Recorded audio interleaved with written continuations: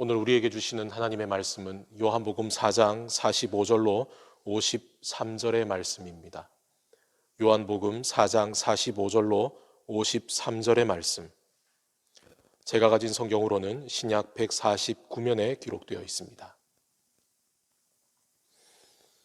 요한복음 4장 45절로 53절의 말씀을 찾으셨으면 저와 여러분이 다 같이 한 목소리로 받들어 읽겠습니다. 갈릴리에 이르심에 갈릴리인들이 그를 영접하니 이는 자기들도 명절에 갔다가 예수께서 명절 중 예루살렘에서 하신 모든 일을 보았음이더라. 예수께서 다시 갈릴리 가나에 이르시니 전에 물로 포도주를 만드신 곳이라. 왕의 신하가 있어 그의 아들이 가버나움에서 병들었더니 그가 예수께서 유대로부터 갈릴리로 오셨다는 것을 듣고 가서 청하되 내려오셔서 내 아들의 병을 고쳐주소서 하니 그가 거의 죽게 되었음이라. 예수께서 이르시되 너희는 표적과 기사를 보지 못하면 도무지 믿지 아니하리라. 신하가 이르되 주여 내 아이가 죽기 전에 내려오소서. 예수께서 이르시되 가라 내 아들이 살아있다 하시니 그 사람이 예수께서 하신 말씀을 믿고 가더니 내려가는 길에서 그 종들이 오다가 만나서 아이가 살아있다 하거늘 그 낫기 시작한 때를 물은즉 어제 7시에 열기가 떨어졌나이다 하는지라. 그의 아버지가 예수께서 내 아들이 살아있다 말씀하신 그때인 줄 알고 자기와 그 온 집안이 다 믿으니라. 아멘. 함께 기도하시겠습니다. 하나님 아버지, 오늘도 우리에게 말씀을 주심을 감사합니다. 이 말씀을 대하는 우리는 주님의 뜻을 온전히 깨달을 지혜도 없지만 우리에게 이 말씀을 주신 주님께서 성령님의 간구하심과 지혜로 주님의 뜻을 깨닫게 하실 줄로 믿습니다. 우리는 유한한 시간과 공간 속에 있지만 우리의 삶 가운데 찾아오신 주님께서 오늘 이 순간 우리의 삶과 우리의 생각은 담아낼 수 없는 주님의 놀라우신 섭리로 우리의 삶을 붙잡아 주실 것을 믿습니다. 주여 임하여 주시옵소서. 주여 말씀하여 주시옵소서. 깨닫게 하여 주시옵소서. 예수 그리스도의 이름으로 기도드리옵나이다. 아멘. 예수께서는 사마리아에서의 사역을 마치고 갈릴리로 돌아오십니다. 그리고 갈릴리의 사람들은 예수님을 영접합니다. 오늘 우리가 읽은 본문에서는 갈릴리 사람들이 예수님을 영접한 이유가 예루살렘에서 예수님이 보여주신 표적을 보았기 때문이다라고 말합니다. 우리 함께 요한복음 2장 23절로 25절의 말씀을 함께 찾아보시겠습니다. 요한복음 2장 23절로 25절의 말씀 우리 함께 읽어보도록 하겠습니다. 6월절에 예수께서 예루살렘에 계시니 많은 사람이 그의 행하시는 표적을 보고 그의 이름을 믿었으나 예수는 그의 몸을 그들에게 의탁하지 아니하셨으니 이는 친히 모든 사람을 아심이요 또 사람에 대하여 누구의 증언도 받으실 필요가 없었으니 이는 그가 친히 사람의 속에 있는 것을 아셨음이니라. 아멘. 예수님의 표적을 보고 많은 사람이 그의 이름을 믿었지만 예수께서 그들과 함께 그 사역의 동력을 청하시지 않은 이유는 그들의 믿음이 눈에 보이는 표적을 보고 믿는 믿음의 단계에 머물러 있다는 걸 알고 계셨기 때문입니다. 오늘 본문에 등장하는 갈릴리 사람들도 마찬가지입니다. 이들은 유대인들이지요. 유대인들은 어느 누구보다 하나님에 대해 잘 알고 있는 이들입니다. 그러나 이들의 믿음 또한 그리고 이들이 예수님을 영접한 그 이유 또한 예수께서 보여주신 그 표적을 보고 믿는 믿음의 단계에 머물러 있을 뿐이죠. 오늘 그들 가운데 왕의 신하가 있습니다. 헤롯 왕의 신하는 아들이 하나 있습니다. 그런데 그 아들이 병이 들었죠. 오늘 우리가 읽은 본문의 46절과 47절을 보게 되면 이 아들이 병에 걸린 기간이 꽤 오래되었다는 것과 그리고 지금 그 병이 너무 위중해서 이 아들의 목숨이 위태로울 지경이라는 것도 우리는 알 수가 있습니다. 그래서 이 신하는 예수께서 갈릴리 가나로 오셨다는 소식을 듣고 가버나움에서 한달음에 달려옵니다.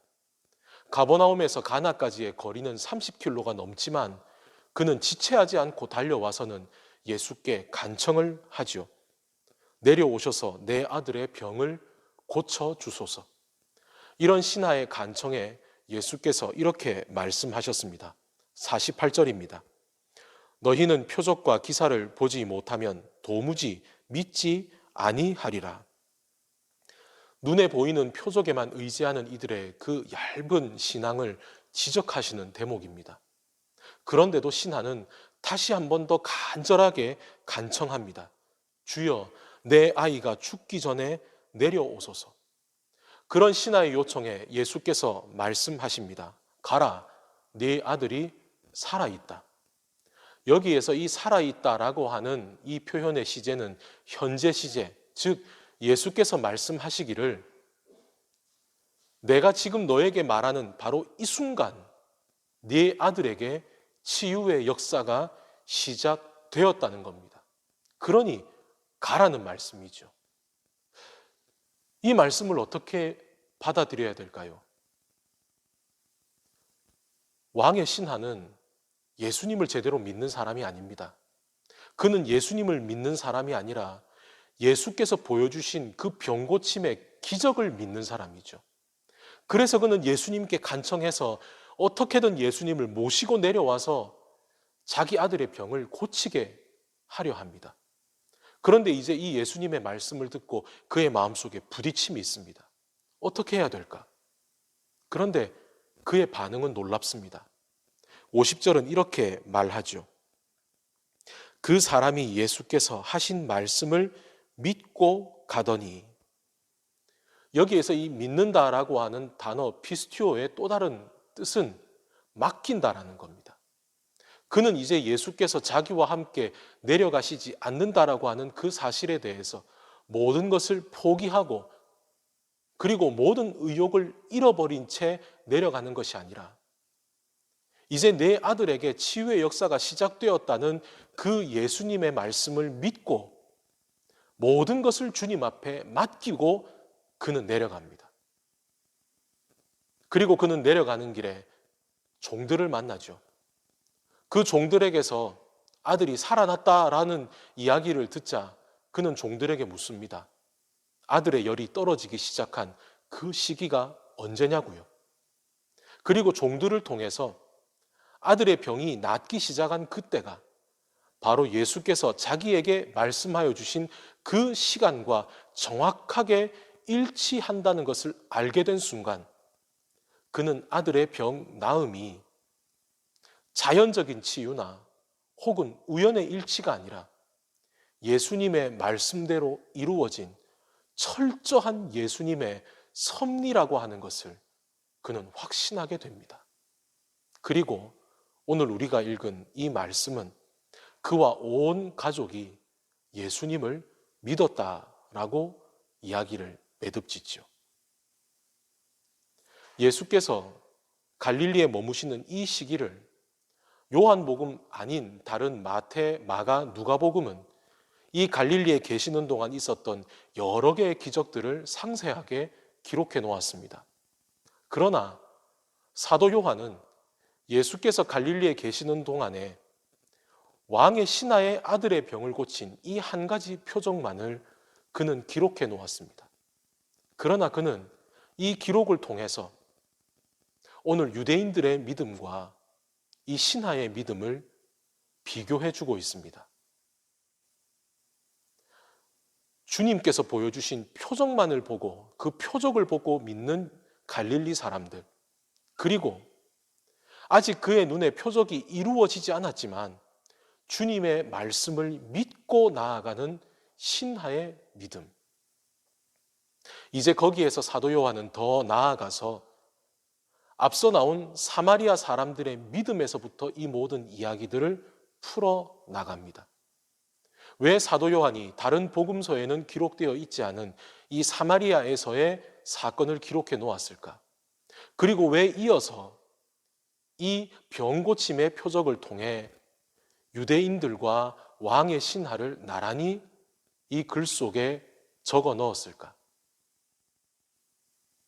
하나님의 선택된 백성이라고 말하면서도 눈에 보이는 표적만을 쫓아가는 유대인들의 믿음, 그리고 이제 표적이 아닌 주님의 말씀을 믿는 단계로 나아가는 신하의 믿음, 그리고 유대인들에게는 사람의 취급도 받지 못하고 짐승같이 여겨지던 사마리아 사람들이지만 예수께서 아무런 표적 보여주시지 않아도 예수님께서 해주신 그 말씀만을 듣고도 예수님을 세상의 구주라고 믿고 고백하는 사마리아 사람들의 믿음.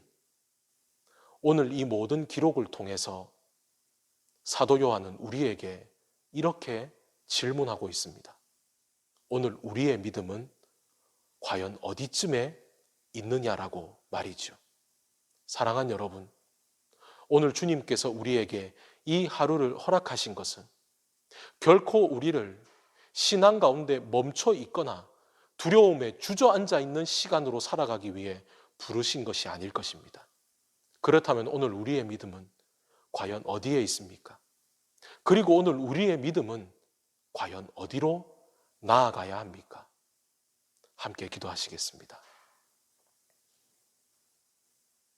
하나님 아버지, 우리는 주님을 믿는다고 말하면서도 여전히 눈에 보이는 표적만을 쫓아다니는 부끄러운 믿음의 단계에 머물러 있지 않습니까?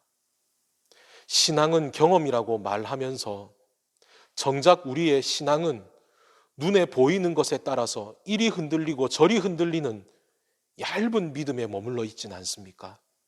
주님, 이제 우리의 믿음이 우리에게 말씀하여 주시는 그 주님의 말씀이 이루어질 것을 믿는 믿음으로, 그리고 또한 우리의 눈에 보이지 않는 것이지만 주님께서 우리에게 약속하여 주시는 그 주님의 약속만으로도 온전히 주님을 고백하며 나아가는 우리 모두가 되게 하여 주시옵소서. 주님의 제자라고 하면서도 부활하신 주님을 믿지 못했던 도마를 생각합니다. 주님을 보고서야 나의 주님이시요 나의 하나님이시라고 고백했던 그 도마의 고백을 기억합니다. 주님, 혹 우리의 모습도 그런 모습 가운데 함께 있는 것은 아닙니까? 보지 않고 믿는 자가 복되다고 말씀하신 주님, 오늘 우리의 믿음이 주님으로부터 칭찬받은 그 믿음의 삶으로 살아가는 우리 모두가 되게 하여 주시옵소서. 예수 그리스도의 이름으로 기도드리옵나이다. 아멘.